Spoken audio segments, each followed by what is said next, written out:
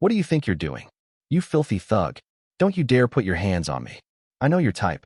You people are all the same, thinking you can just take whatever you want. That voice, sharp as a slap, hit me right through the wall of my home office, right in the middle of trying to untangle a pile of quarterly reports, and I just froze, heart knocking so hard I swear I could hear it in my ears. Let me back up a sec. My son Jay, 16, good kid, solid head on his shoulders, was just supposed to be grabbing the laundry before the rain rolled in. Normal Tuesday, just chores. But that voice, it was like poison, breaking right through the ordinary. I bolted from my chair, ran to the back window, and what I saw just didn't make sense. Jay stood there by the line, basket in hand, staring dumbfounded. And in front of him, there she was, a heavy-set older woman, bleach blonde hair dripping like she'd just come out of a pool, wrapped in a white towel, plastic sandals, clutching a bundle of our clothes to her chest. My clothes, my wife's sundress, Jay's blue polo, right there. She was flat out stealing our laundry, in broad daylight, in nothing but a towel. Jay had one hand out, like, "Excuse me, ma'am?" Trying not to even touch her, just confused. That's when she started. Accusing finger, shrieking at the top of her lungs, calling him a little pervert, claiming he was hiding in the bushes spying on her, then saying he tried to assault her. Mind you, Jay's 10 feet from her, on our side of the fence, and she's standing there with our stuff in her arms, turning reality inside out. I was already running, adrenaline pounding. This wasn't just an odd neighbor. This was something dangerous. I burst out the back door as she fumbled out a phone from somewhere. God knows where. Maybe tucked in the towel, stabbing at the screen with a fury. Jay's hands went up like he was under arrest. "Ma'am, I don't know what you're talking about," he stammered. "These are our clothes. You're in our yard." Her face twisted into this grotesque smirk. "Oh, I was in your yard, was I?" She snapped into full Oscar mode, dialing 911 right in front of us, her shriek turning to a trembling victim's whimper. "Help, please, I'm at 125 Oak Street. My neighbor sent his son, this big, threatening boy, to attack me." My jaw nearly hit the grass. She was giving her address. The house next door, the one that had just sold a month ago, our new neighbor, right there. She told the operator she was swimming and Jay had been watching, and then tried to grab her, that he was trying to steal my things. All the while, she's clutching a bundle of our laundry in her arms, acting like she's terrified for her life. But I'm telling you, her eyes were cold, mean. This was a show, and she'd found her stage. "That's enough," I said, my voice low and steady. "Hang up. You're trespassing, stealing, and lying to the police." She shot me a look that was pure venom. Then she starts again, screaming. "Now his father's here. He's coming after me. They're so big and aggressive. They're not the right kind of people, if you know what I mean." And right there, she said the quiet part out loud. It wasn't about laundry, or safety, or even sanity. It was about us, about our black faces in her new suburban fantasy. I stopped in my tracks, and Jay's face, God, I'll never forget the way confusion turned to horror as he realized what she was really doing. He's a smart kid. He knows the stories. We all know the stories. I put my hand on his shoulder. "We're just gonna stand here, son. Don't say a word." So we stood there, prisoners in our own backyard, listening as the sirens got closer, knowing that for us, waiting for the cops isn't about help. It's about bracing for the worst. 2 cruisers pulled up, lights flashing. Officers, a tired-looking man and a sharp-eyed woman, got out. Our neighbor, still clutching the clothes and her towel, ran to the fence, performance back in full swing. Thank God, officers. That boy was spying on me, tried to attack me. The male officer tried to calm her down, told her to go get dressed so she could give her statement. She lied, said she was too scared to go inside, gesturing to us, even though we were 50 feet away. The female cop came over, asking for our side. Her voice was polite, but not warm. I kept calm, gave her our names, pointed at the clothesline, the basket, Jay's shirt, explained exactly what happened. The officer's eyes flickered back and forth, from us to the bundle of clothes. She spotted the matching basketball jerseys, Jay wearing his, the same one in the neighbor's arms. "Those clothes she's holding, they're yours?"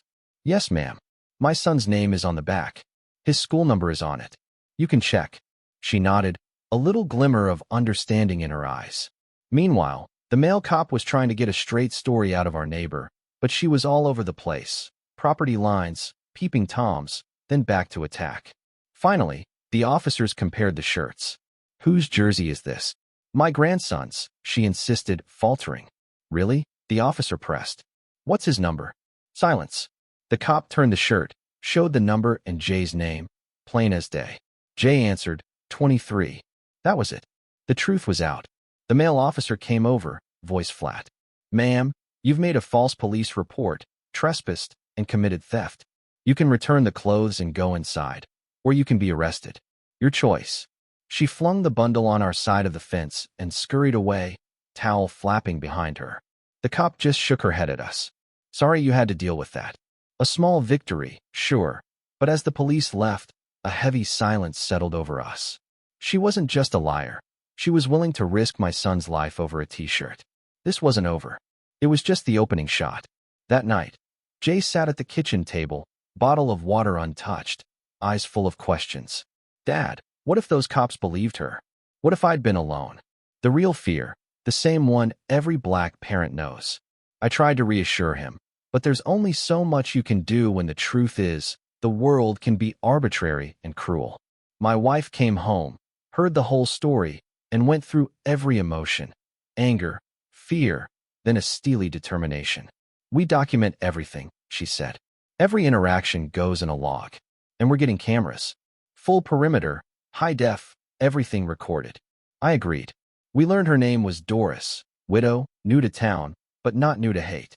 Soon after, the small stuff started. Newspapers thrown in the bushes. Candy wrappers by the property line. Always petty. Always just enough to remind us she was there. It was constant, like poison in the air, turning our home into a fishbowl. And then came the water bill, $457, then $512 the next month. No leaks, no new pool. The water company checked, nothing wrong. Then one night, I checked the security cameras, caught her sneaking over, attaching a hose, running our water full blast into her yard, night after night, for months. I gathered the footage, sent it to the water company and police. The water company credited our account, launched an investigation. The police came by, the same female officer. She watched the footage, jaw set. Wow, she's persistent. They filed a report. For a few days, it went quiet. But then the letter arrived, a cease and desist from her lawyer, accusing us of harassment and invasion of privacy for pointing our cameras at her property. It was pure gaslighting. She was flipping the script again, and she started working the neighbors, door to door, plate of cookies, playing the sweet, scared old widow. Some neighbors bought it. Others, like Maria next door, didn't. She came to my house with a bunch of racist lies. I told her to get lost. We're on your side. But the block was split. Some believed us, some believed her, and the rest just tried not to get involved. The vandalism got bolder. Eggs on the garage. Spray paint on the driveway. Trespasser. Red and angry. Then Jay's car, his pride and joy, was keyed down the side. A racial slur gouged into the door. That was the line. The police came, finally labeled it a hate crime. But with no witnesses, there wasn't much they could do. We filed an insurance claim, got it fixed, but Jay was changed. More careful, less trusting. I doubled down, more cameras, even inside.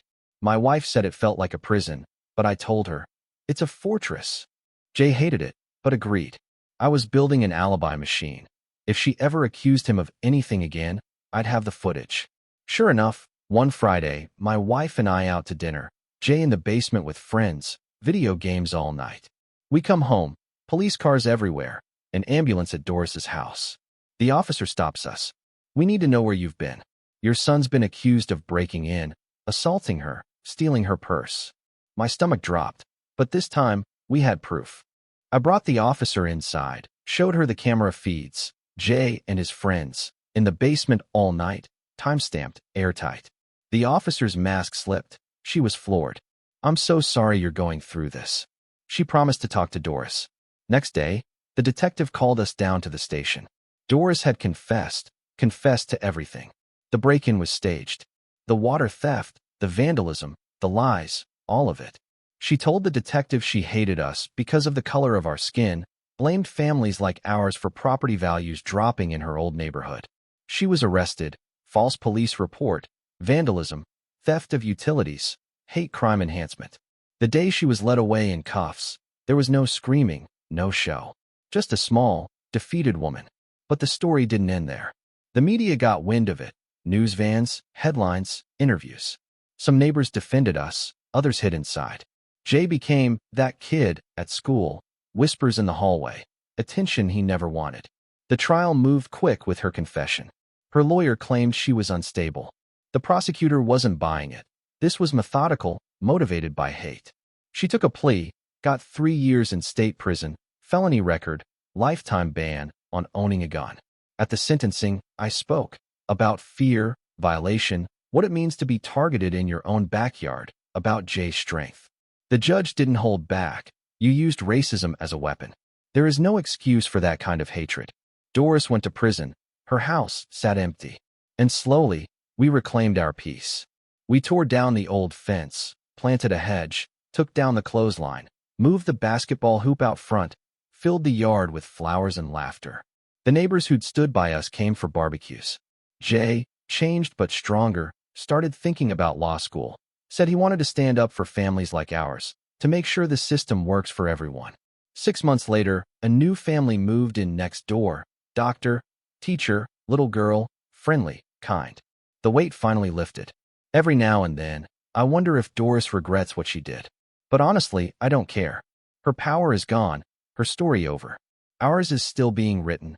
A story about a family tested by hate who chose love, a community that found its way back from division, and a young man who became stronger because someone tried to break him. She tried to steal our peace, our dignity, our future, but in the end, she just proved how strong we are. So let me ask you, where do you draw the line when it comes to standing up for your family, for your truth? Have you ever faced something like this? Drop your thoughts below. Let's talk about what justice really means in a world like ours.